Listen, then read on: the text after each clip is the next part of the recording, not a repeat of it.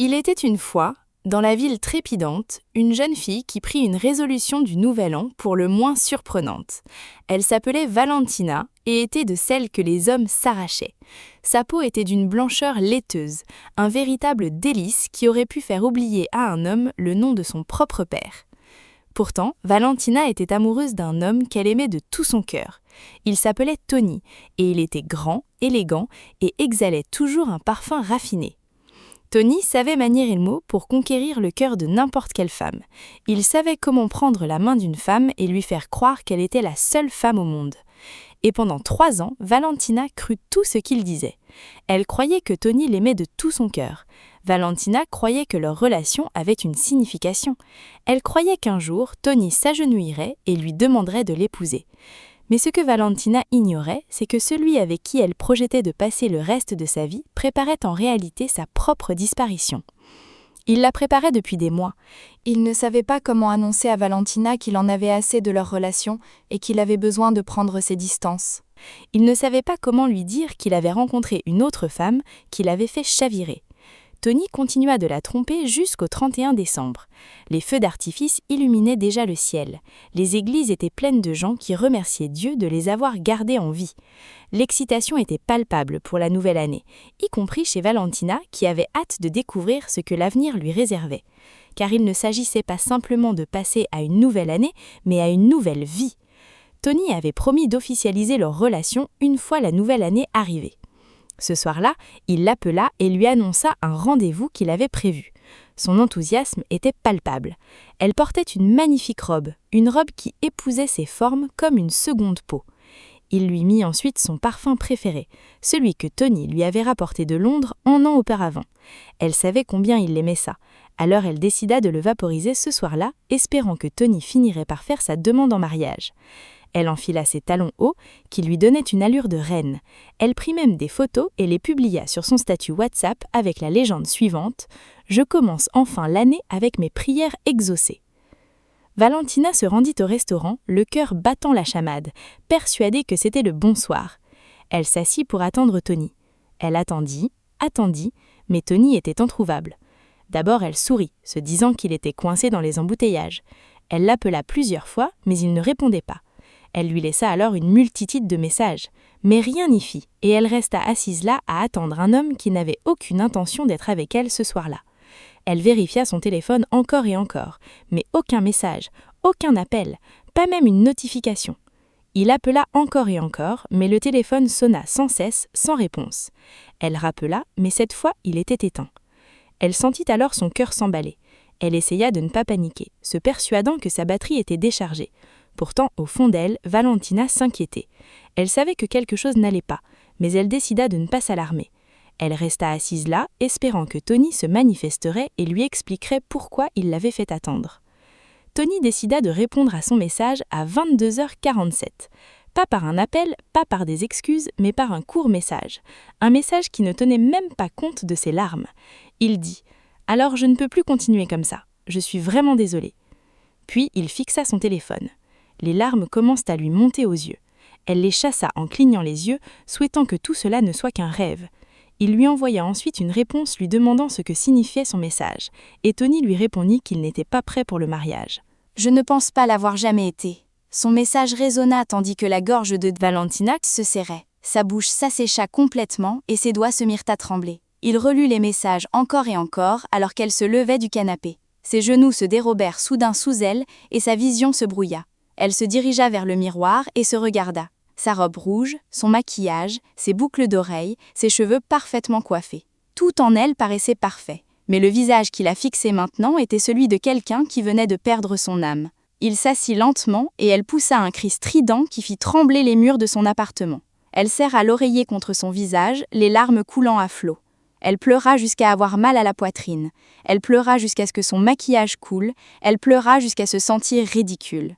Car la vérité était la suivante, elle n'avait pas seulement perdu son homme, elle avait perdu sa fierté, sa confiance en elle et tout espoir en l'amour. Et le pire, c'était que Tony avait choisi de la quitter le soir où tout le monde entrait dans la nouvelle année avec espoir. Il l'avait quittée le soir où le ciel était censé être empli de prières. Il l'avait quittée le soir où elle était censée être reconnaissante. Il l'avait quitté le soir qui aurait dû être une bénédiction. Et Valentina s'était brisée d'une manière inexplicable. À minuit pile, la ville entière résonnait des célébrations du Nouvel An. Des feux d'artifice explosaient, les cloches des églises sonnaient, les gens dansaient, criaient, sautaient. Mais dans l'appartement de Valentina, le silence était total. Un silence pesant et douloureux. Assise par terre, le dos appuyé contre le mur, Valentina laissait couler ses larmes à flots. Elle serrait son téléphone contre elle comme un objet inerte. Puis elle ouvrit ses notes. Ses mains tremblaient, mais son esprit était clair. La douleur dans sa poitrine se transforma en quelque chose d'autre, de froid, d'aigu, de cruel. Valentina commença à taper lentement.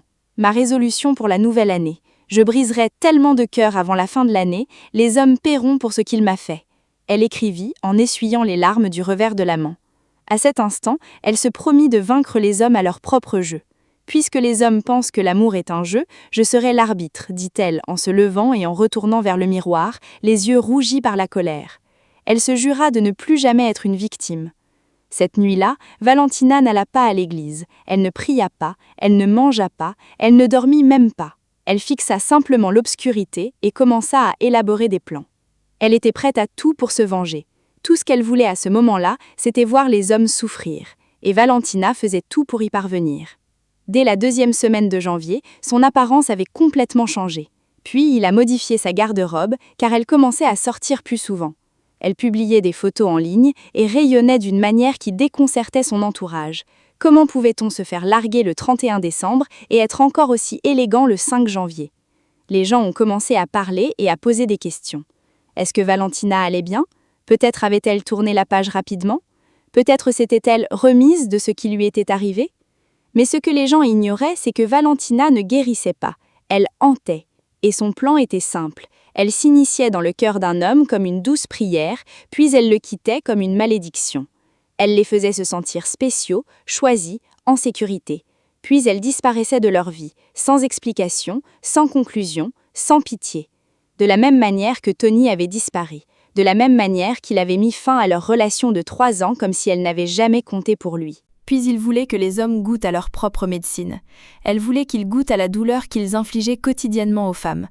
Et elle ne comptait pas faire souffrir un seul homme, elle voulait en faire souffrir des centaines. Alors, elle créa une liste privée, une liste qu'elle intitula « La leçon ». À l'intérieur, elle écrivit des noms, et à côté de chaque nom, elle décrivit la méthode qu'elle allait utiliser. Il n'était pas prêt à jouer le jeu. Elle était en mission, et sa première cible était un banquier. Il s'appelait Robert, et il était à la fois doux et audacieux. Elle le rencontra dans un bar de Victoria Island. Il lui demanda son numéro et paya même son repas. Elle lui sourit tandis qu'il la couvrait de compliments. Robert était subjugué par sa beauté. Ils passèrent des heures à faire connaissance, et à la fin de la soirée, Robert était déjà tombé amoureux d'elle. Il la raccompagna chez elle ce soir-là et commença à prendre de ses nouvelles tous les jours. Il lui envoyait des messages de bonjour, des mèmes, de l'argent et même de la nourriture. Robert était fou amoureux d'elle. Une semaine plus tard, il lui demanda de devenir sa femme, et Valentina, sans perdre une seconde, accepta. Elle devint tout ce qu'il avait toujours désiré. Elle répondait à ses messages au quart de tour, riait à ses blagues et écoutait même ses problèmes comme s'ils étaient les siens. Puis il commença à l'appeler par des surnoms affectueux. Une nuit, elle pleura même et le supplia de ne jamais lui briser le cœur. « J'ai déjà souffert, s'il te plaît ne me fais pas souffrir », dit-elle à Robert dont le cœur se gonfla de fierté. Il pensait sauver une jeune fille brisée, ignorant que cette dernière était là, prête à se venger.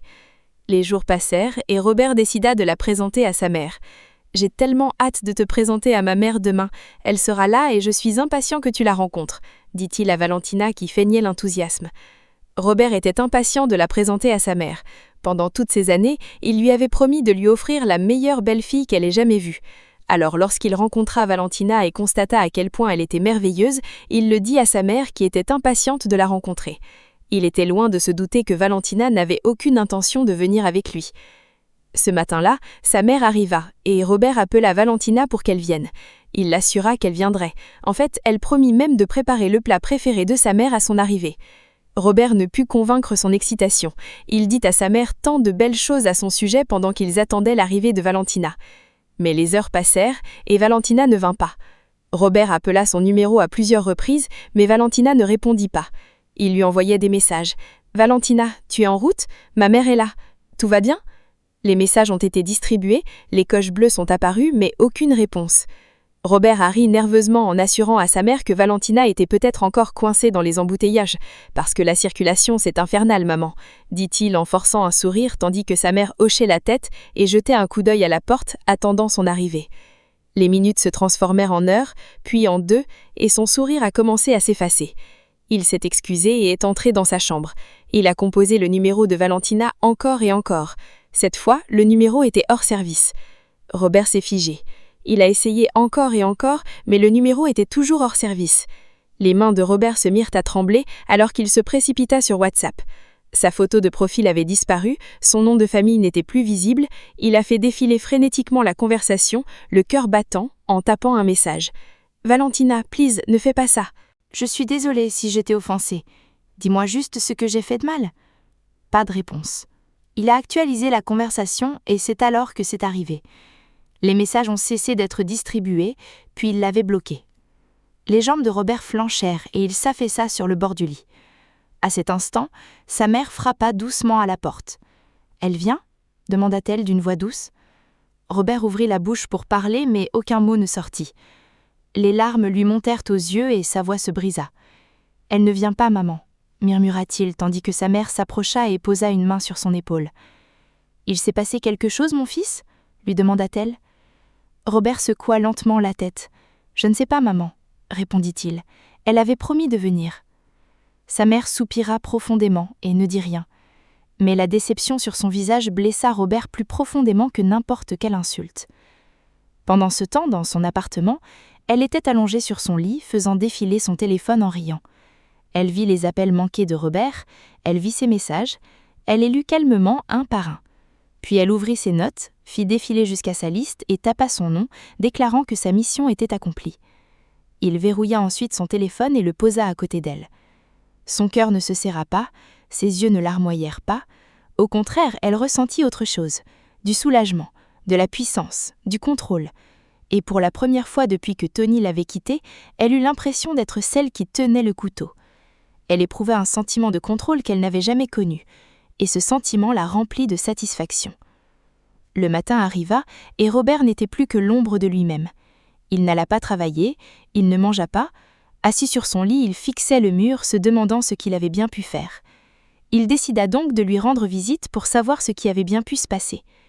Cependant, à son arrivée, le gardien ferma le portail à clé et lui refusa l'entrée. Robert fit tout pour entrer. Il se mit même à crier son nom. Et l'entendant, il sortit sur le balcon et ordonna au gardien de se débarrasser de cet importun. Robert n'en croyait pas ses yeux. Il vit Valentina le traiter d'importun. Le mot le frappa comme une gifle tandis qu'il la fixait de loin. Elle croisa alors ses bras et le regarda de haut, comme s'il n'était qu'un parfait inconnu. « Pourquoi cet homme est-il encore là ?» demanda-t-elle froidement au gardien.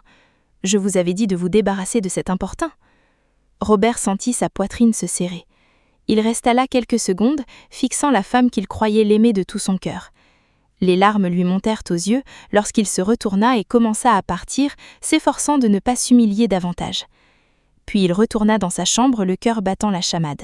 Elle prit son téléphone et reçut un appel. C'était Gaston, un homme qui la harcelait depuis plus de 2 ans. Gaston était consultant immobilier. Elle l'avait rencontré lors d'une conférence 2 ans auparavant. Il lui avait envoyé tellement de messages pour lui dire combien il l'aimait, mais elle était tellement amoureuse de Robert qu'elle ne lui a pas donné sa chance. Puis, il a aimé sa photo sur Instagram et Gaston n'a pas pu s'empêcher de l'appeler. Ils ont parlé pendant des minutes et Gaston n'arrêtait pas de lui dire combien il avait attendu ce jour. Finalement, il a rencontré Gaston pour un rendez-vous. Ils ont passé des heures à parler et il a sorti son charme de fille sage. Elle était si facile à aimer et n'avait pas besoin de faire grand-chose pour être aimable. Elle était si douce quand elle le voulait.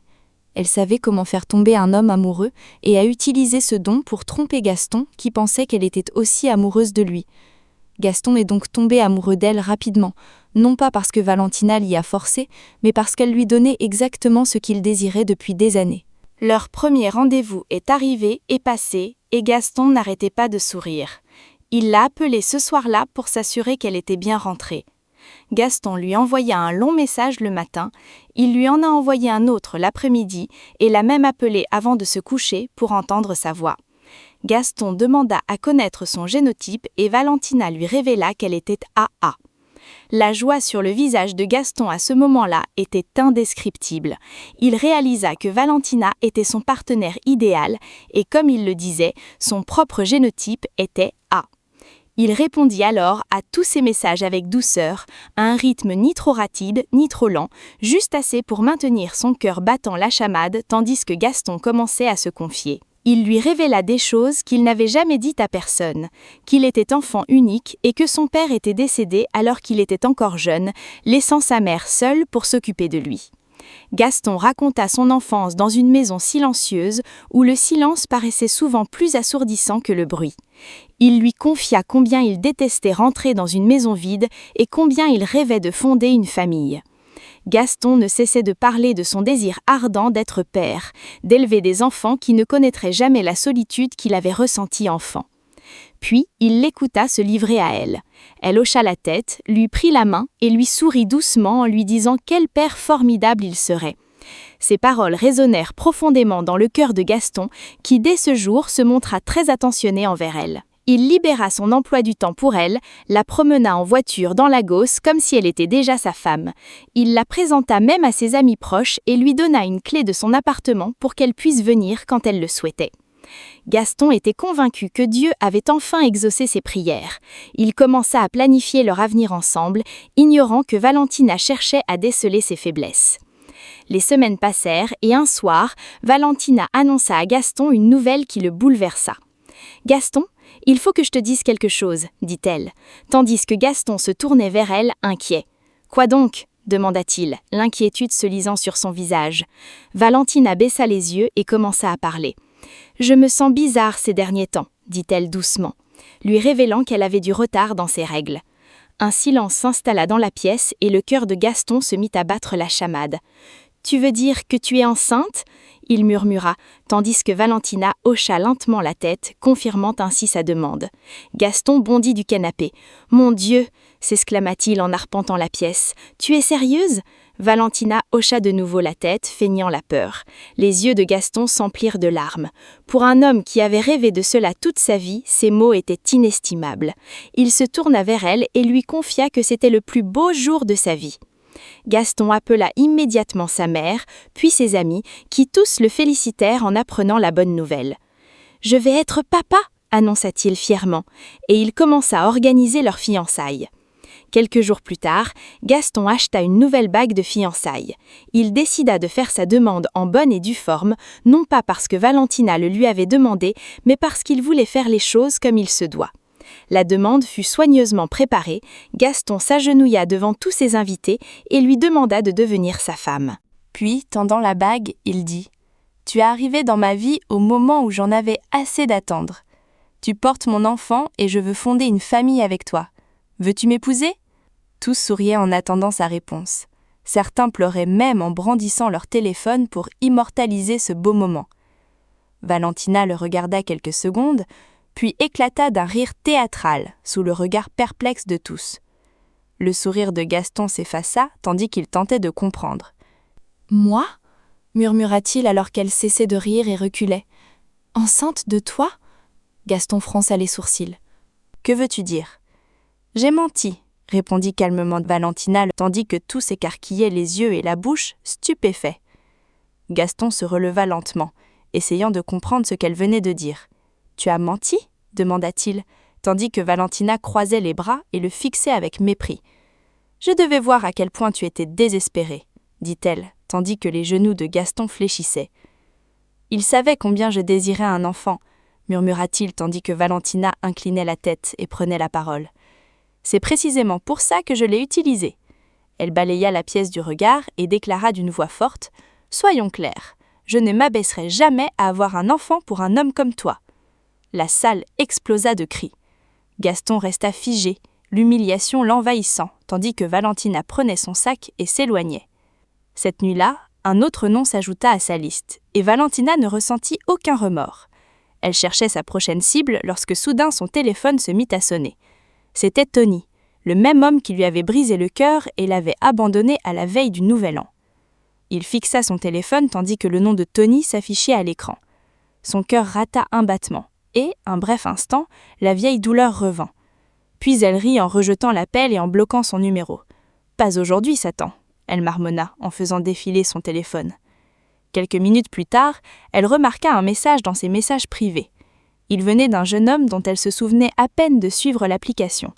Il avait commenté une de ses photos, et Valentina sourit en lisant sa réponse. « Merci », disait le message. C'en fut trop. Le jeune homme répondit aussitôt, la complimentant sur sa beauté. Puis il se détendit et fit ce qu'elle savait faire de mieux, les guider avec douceur et précaution. Ils commencèrent à se parler quotidiennement. Elle riait à ses blagues et lui disait combien elle appréciait les hommes attentionnés comme lui. Le week-end suivant, ils convinrent de se revoir. Il s'habilla comme toujours. Elle arriva au restaurant resplendissante. Le jeune homme se leva immédiatement en la voyant. Ses yeux s'illuminèrent de joie et il la complimenta sur sa beauté. « Tu es encore plus belle en personne », dit-il, tandis que Valentina souriait et s'asseyait. Ils passèrent commande. Ils commencèrent à discuter, à rire et à faire connaissance. Au moment où les plats arrivèrent et que Valentina leva sa cuillère, une étrange sensation la submergea. Son estomac se retourna violemment. Elle laissa sa cuillère, se couvrit la bouche et se précipita aux toilettes où elle se mit à vomir. Valentina vomit 1 fois, 2 fois, 3 fois. Son corps se mit à trembler, sa tête tournait. Le jeune homme frappa doucement la porte inquiet. « Ça va ?» demanda-t-il, mais elle mentit en disant que tout allait bien. Le soir même, en rentrant chez elle, la nausée revint. Le lendemain matin, elle revint encore, et Valentina sut à cet instant que quelque chose n'allait pas. Elle acheta un test de grossesse et se l'examina, découvrant qu'elle était enceinte. Il resta figé sur place. « Non, ce n'est pas possible, dit-elle, les genoux flageolants. » Il resta là, sous le choc, tandis qu'elle fixait le résultat.